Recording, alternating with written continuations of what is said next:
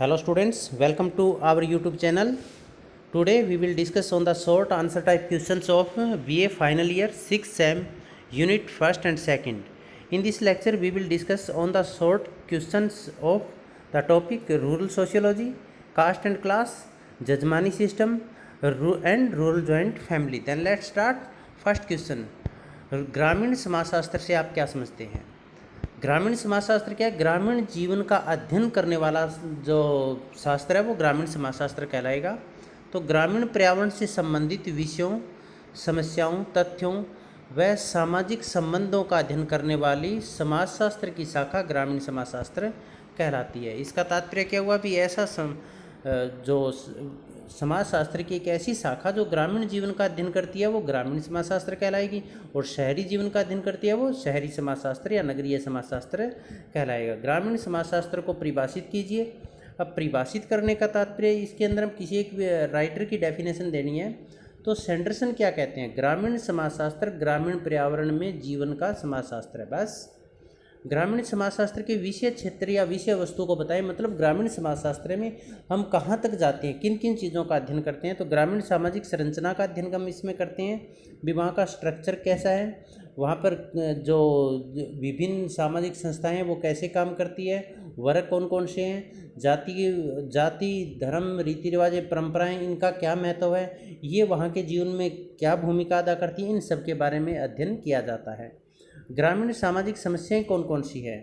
किसानों की समस्याएं कौन कौन सी है, वहाँ पर रोजगार की क्या समस्या है, महिलाओं की क्या स्थिति है, तो इन सभी सामाजिक समस्याओं का अध्ययन इसमें किया जाता है। ग्रामीण सामाजिक संगठन, जाति, विवाह, धर्म, इन चीज़ों का अध्ययन भी इसके अंदर किया जाता है। ग्रामीण परिवर्तन, वैवाहिक संस्थाओं में क्या परिवर्तन हुए हैं, परिवार के अंदर क्या परिवर्तन हुए हैं, जातीय संरचना में क्या परिवर्तन आए हैं। मतलब ग्रामीण समाज में होने वाले संपूर्ण परिवर्तन का अध्ययन भी ग्रामीण समाजशास्त्र के अंतर्गत किया जाता है। ग्रामीण समाजशास्त्र की विशेषताएं बताइएगा। इसकी विशेषताएं क्या है? ग्रामीण जीवन से संबंधित है, क्योंकि केवल ग्रामीण लोगों के जीवन का अध्ययन करता है। ग्राम ही ग्राम संस्कृति के मूल स्रोत है, क्योंकि जो मनुष्य की प्रारंभिक अवस्था है वो ग्राम है, ग्राम या गांव है। शहर है वो गांव के बाद या आधुनिक अवस्था है। तो जो संस्कृति का उद्गम केंद्र है वो गांव है, और यहीं गांव की संस्कृति से ही संस्कृति का अध्ययन किया जाता है। ग्रामीण व नगरीय जीवन को समझने में सहायक है। ग्रामीण समाजशास्त्र केवल ग्रामीण जीवन को समझने में सहायक नहीं है, बल्कि इसके साथ साथ यह ग्रामीण और नगरीय जीवन का तुलनात्मक अध्ययन भी प्रस्तुत करता है, जिससे ग्रामीण जीवन के साथ साथ नगरीय जीवन को भी जानना आसान होता है। कृषकों की, किसानों की कौन कौन सी समस्याएं हैं, उनकी आजीविका की समस्याएं क्या है, उनकी शिक्षा की से रिलेटेड समस्याएं क्या है, बिजली पानी या अन्य सुविधाएं हैं वो कितनी सुविधाएं मिल रही है, इन सभी समस्याओं का अध्ययन वहाँ पर किया जाता है। इसके साथ साथ उन्नत खाद, बिजली, स्प्रे, मार्केट उनको मिल पा रही या नहीं मिल पा रही है, इनका अध्ययन भी किया जाता है। ग्रामीण समाजशास्त्र से संबंधित एक पुस्तक social anatomy of an agricultural community, इस पुस्तक के लेखकों ने काफ़ी प्रसिद्ध बुक है ये चार्ल्स गाल्पिन की। इसके पश्चात हम ग्रामीण समाजशास्त्र के उद्भव व विकास को समझाएं। ये हमने वैसे ऐसे टाइप क्वेश्चन में आपको बताए हुए हैं, यहाँ पर हमने केवल शॉर्ट पॉइंट लिखे हैं। यदि ये 2 नंबर का क्वेश्चन आता है, आप ऐसे 4 पॉइंट लिख देते हो तो काफ़ी है, और कोई 2 या 3 पॉइंट एक्सप्लेन कर देते हो तो और भी ठीक है। तो ग्रामीण समाजशास्त्र के उद्भव व विकास को 4 चरणों में बांटा गया है। पहला, ग्रामीण समाजशास्त्र का प्रसव काल, जिसमें ग्रामीण समाजशास्त्र की नींव रखी गई थी और केवल प्रशासकीय उद्देश्य के लिए यहाँ पर ग्रामीण क्षेत्र का अध्ययन किया जाता था। ग्रामीण समाजशास्त्र का शैशव काल, इसमें जो नींव रखी गई थी उस नींव को और मजबूत करने के प्रयास किए गए। ग्रामीण समाजशास्त्र का किशोर काल, स्वतंत्रता प्राप्ति के पश्चात ग्रामीण समाजशास्त्र के अध्ययन में और अधिक ध्यान दिया गया। और ग्रामीण समाजशास्त्र का प्रौढ़ काल, जिसमें विभिन्न विद्यालयों में स्वतंत्र शाखा के रूप में इसका अध्ययन किया जाने लगा। ग्रामीण समाजशास्त्र के अध्ययन का महत्व क्या है? शिक्षा के विस्तार में सहायक है। ग्रामीण समस्याओं के समाधान, क्योंकि ग्रामीण समस्याएं क्या है उनका अध्ययन किया जाता है और इसके साथ साथ उनका समाधान भी प्रस्तुत किया जाता है। ग्रामीण क्षेत्र के विकास से संबंधित जो योजनाएं बनाई जाती है उनकी योजनाओं में ग्रामीण समाजशास्त्र उपयोगी है। ग्रामीण जनजीवन की संपूर्ण जानकारी का स्रोत है, क्योंकि जब हम ग्रामीण समाजशास्त्र है वो ग्रामीण जीवन की प्रत्येक पक्ष का अध्ययन करता है, तो इसलिए ग्रामीण जनजीवन की संपूर्ण जानकारी हासिल होती है। भारत में ग्रामीण समाजशास्त्र की नींव किसने रखी थी? B.H. बेडन पावेल ने 1872 में भारतीय समाज का अध्ययन, ग्रामीण समाज का अध्ययन किया था और वहीं से ग्रामीण समाजशास्त्र की नींव रखी गई थी। इंपॉर्टेंट क्वेश्चन है ये। काष्टा शब्द है वो काष्टा से बना है। कास्ट का मतलब क्या होता है? जाति। वो शब्द किस भाषा का है?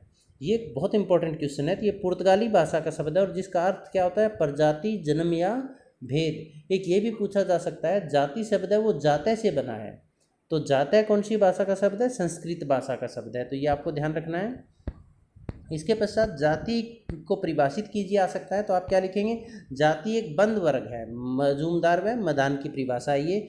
या ये भी पूछा जा सकता है, जाति एक बंद वर्ग है, ये परिभाषा किसकी है? तो काफ़ी इंपॉर्टेंट डेफिनेशन है, याद रखिएगा इसको। Caste and class in India, इस पुस्तक के लेखक GS घुरिये हैं। इस पुस्तक में इन्होंने जो जाति है उसकी 6 विशेषताएं बताई है। कौन सी पुस्तक में? Caste and class in India. तो ये caste and class in India पुस्तक किसकी है? GS घुरिये की है और इस पुस्तक में उन्होंने जाति व्यवस्था की विशेषताओं को बताया है। तो जाति व्यवस्था की विशेषताएं कौन कौन सी है? समाज का खंडनात्मक विभाजन, की जाति व्यवस्था ने समाज को अलग अलग टुकड़ों में बांट दिया, क्योंकि जाति के आधार पर समाज के अलग अलग टुकड़े हो गए हैं। संस्तरण, जाति व्यवस्था है वो संस्तरण का प्रतीक है। संस्तरण का मतलब ऊंच नीच का। कुछ एक जातियाँ ऊंची मानी जाती है तो कुछ एक जातियाँ निम्न मानी जाती है। भोजन व सामाजिक सहवास पर प्रतिबंध, जाति के आधार पर किसके साथ खान पान करना है, किसके साथ रहना है, इस सब का प्रतिबंध निर्धारित किया गया है। सामाजिक व धार्मिक निर्योग्यताएं का मतलब पाबंदियां और विशेषाधिकार। कौन कौन से अधिकार हैं? जैसे निम्न जातियां थी, उन जातियों को सार्वजनिक जो सड़क है, राह है, उस पर चलने पर पाबंदी थी। सार्वजनिक कुओं से पानी पीने पर पाबंदी थी।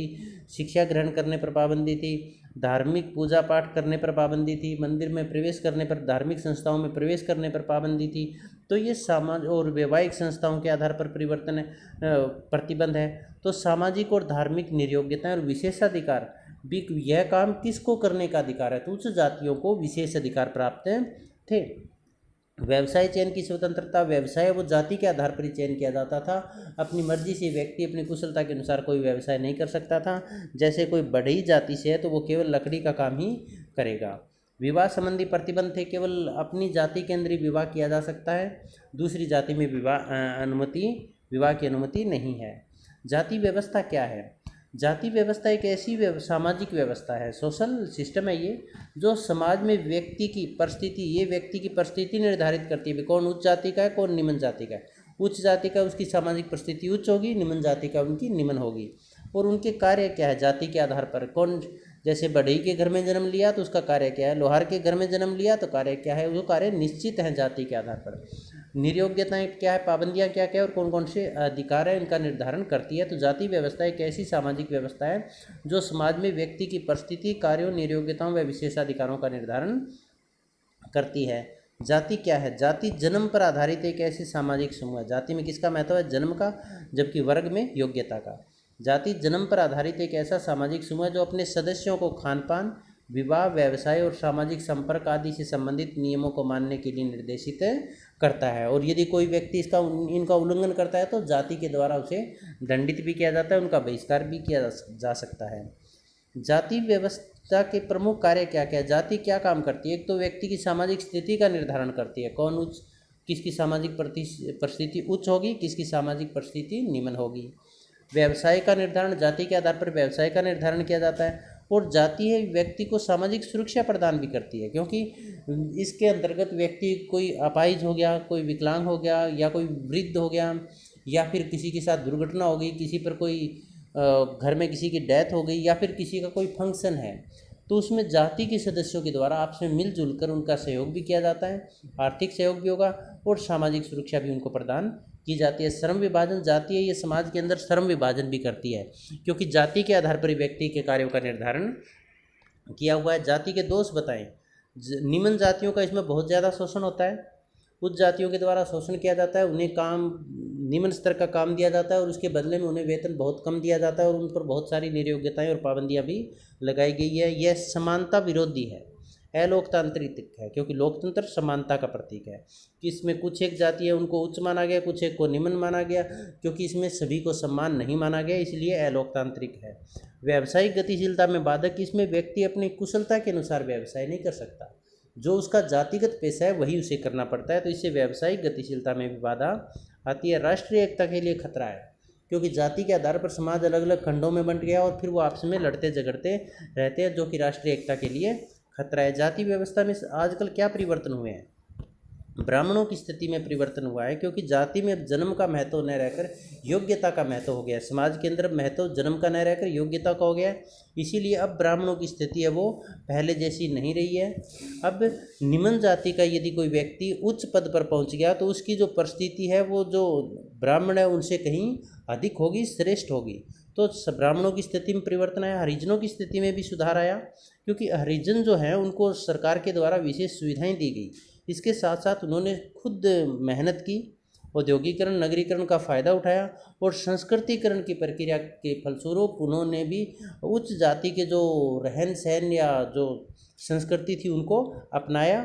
तो इससे उनकी स्थिति में परिवर्तन आया, सुधार हुआ। व्यवसाय चयन की स्वतंत्रता, आजकल व्यवसाय चयन की स्वतंत्रता मिली है। अब व्यवसाय पीढ़ी दर पीढ़ी या जन्म वंशागत व्यवसाय नहीं रहे हैं।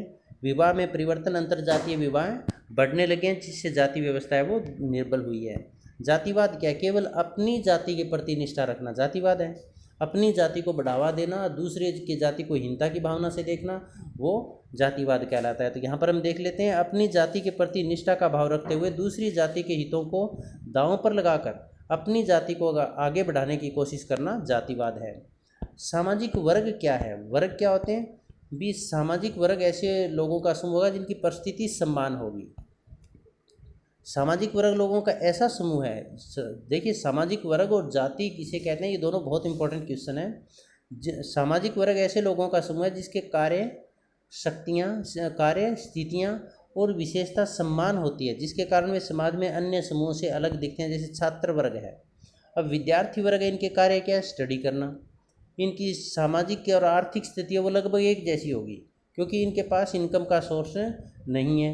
और सामाजिक, आर्थिक, राजनीतिक स्थिति इनकी एक जैसी होगी और इनकी विशेषताएं भी एक जैसी होगी, समान विशेषता होगी। और इसी के कारण ये समाज से, अन्य समाज से अलग दिखते हैं।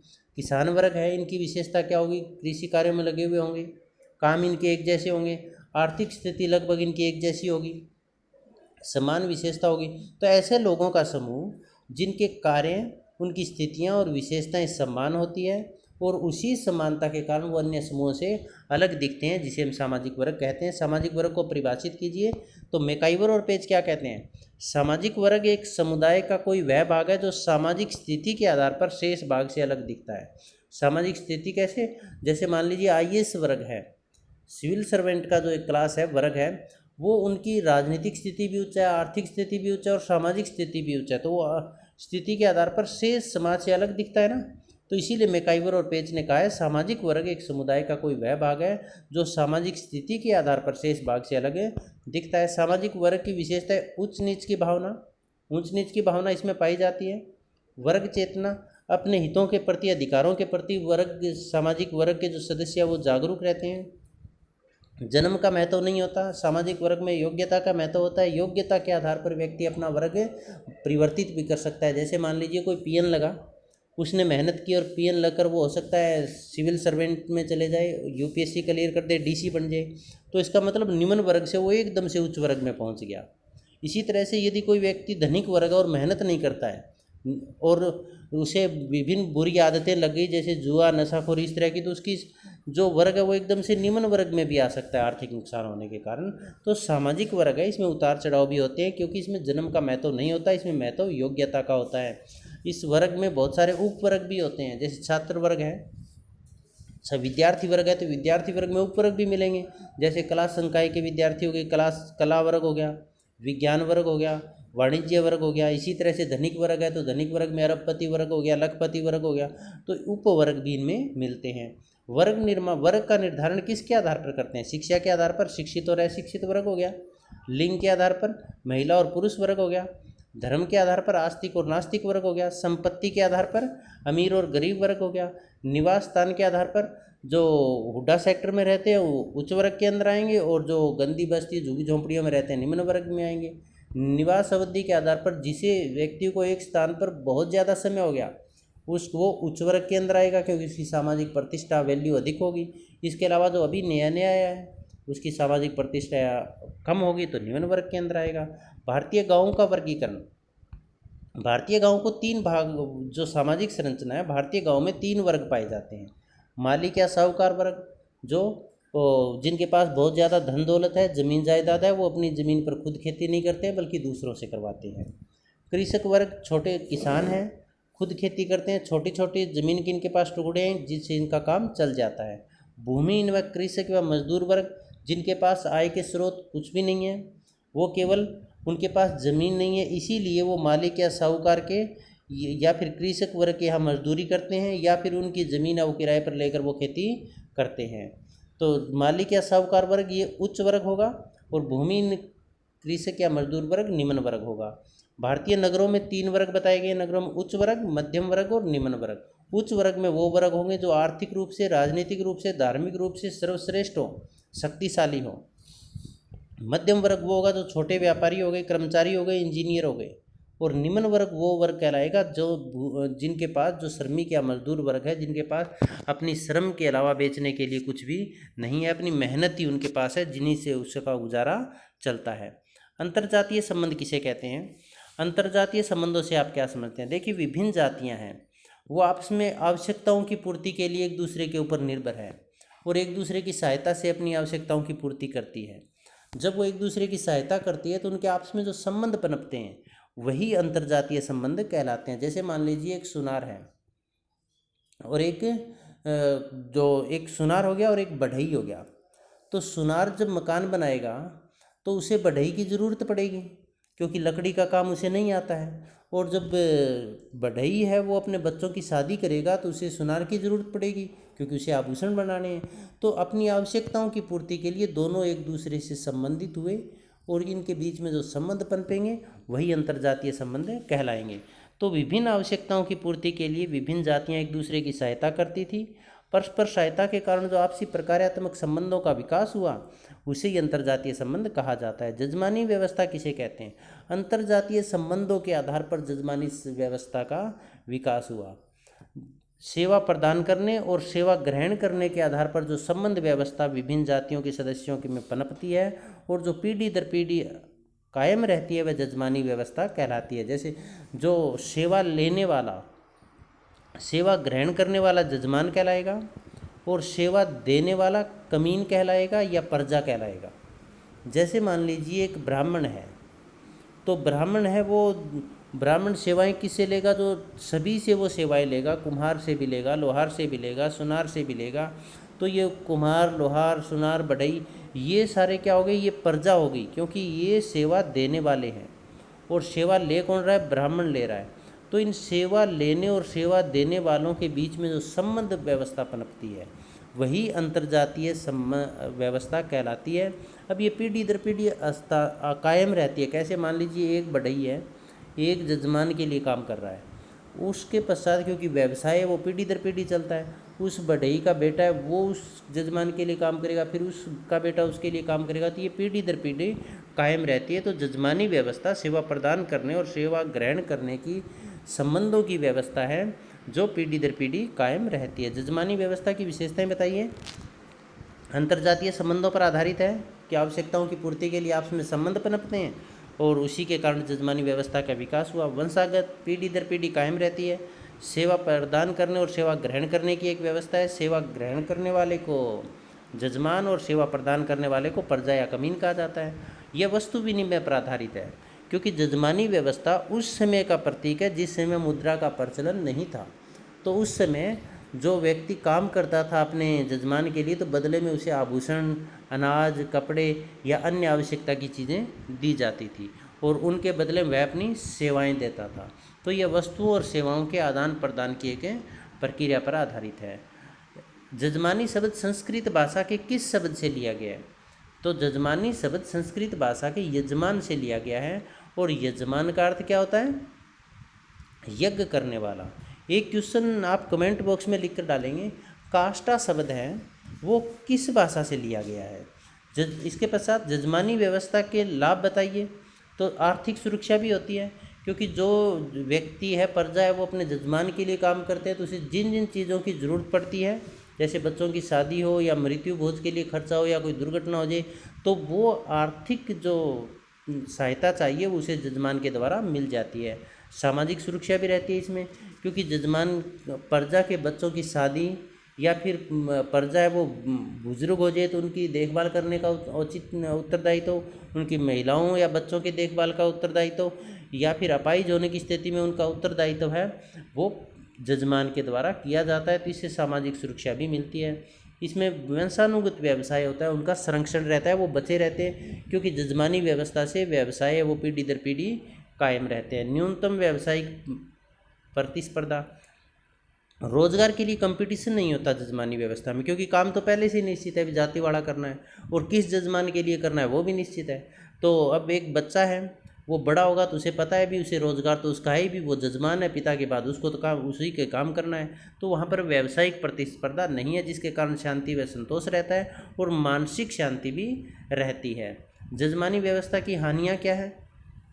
आर्थिक शोषण, इनसे जजमान है वो अपने प्रजा उनसे काम तो बहुत ज़्यादा लेता है, लेकिन बदले में उनको जो पैसे देता है या वो बहुत कम देता है, जिससे उसकी आवश्यकताओं की पूर्ति नहीं हो पाती। यह व्यक्तिगत स्वतंत्रता विरोधी है, क्योंकि इसमें जजमान को उच्च माना जाता है और जो प्रजा है उसको निम्न माना जाता है, और वो प्रजा अपने जजमान को छोड़कर अन्य जगह पर कार्य करने के लिए भी स्वतंत्र नहीं है। दुर्व्यवहार, जजमानी व्यवस्था के अंतर्गत जजमान के द्वारा प्रजा का या कमीन का या जो उसको सेवादार है उसके साथ बुरा व्यवहार किया जाता है, उसके साथ गाली गलौज की जाती है, मारपीट की जाती है, उनके बच्चों को प्रताड़ित किया जाता है। महिलाएं व बच्चों पर बुरा प्रभाव, जजमानी व्यवस्था में बच्चे हैं वो जजमान के लिए छोटी उम्र में ही काम करना शुरू कर देते हैं, तो इससे उनकी पढ़ाई लिखाई पूरी तरह से डिस्टर्ब हो जाती है। और महिलाएं जजमान के द्वारा उनका यौन शोषण तक किया जाता है। तो इससे जजमानी व्यवस्था है, इससे बच्चों और महिलाओं का भी शोषण होता है। जजमानी व्यवस्था के विघटन के कारण क्या रहे? मुद्रा का प्रचलन। अब मुद्रा का जब प्रचलन हुआ तो लोग जजमान तक सीमित नहीं रहे और वो जहाँ अधिक पैसे मिलते थे वहाँ काम करने लगे। जनसंख्या वृद्धि होने के कारण जजमान है वो इतने लोगों का पेट भरने या उनकी आजीविका या उनका घर चलाने में सक्षम नहीं थे, तो उन्होंने खुद भी प्रजा को स्वतंत्र करना शुरू कर दिया, जिससे जो लोग हैं वो अपनी योग्यता के अनुसार दूसरे काम करने लगे। जजमानी व्यवस्था का विघटन हुआ। शिक्षा का प्रचार प्रसार, शिक्षा के प्रचार प्रसार के कारण रूढ़िवादिता खत्म हुई, व्यक्ति को व्यवसाय चयन की स्वतंत्रता मिली और अब व्यक्ति है वो अपनी योग्यता के अनुसार कोई भी काम करने लगा, जिससे जजमानी व्यवस्था पर प्रतिकूल प्रभाव पड़ा। यातायात और संचार के साधनों के विकास के कारण व्यक्ति काम के लिए एक स्थान से दूसरे जगह पर जाने लगा और इससे अपनी इच्छा अनुसार, अपनी रुचि के अनुसार, योग्यता के अनुसार वो व्यवसाय करने लगा और जजमानी व्यवस्था का विघटन हुआ। ग्रामीण संयुक्त परिवार किसे कहते हैं?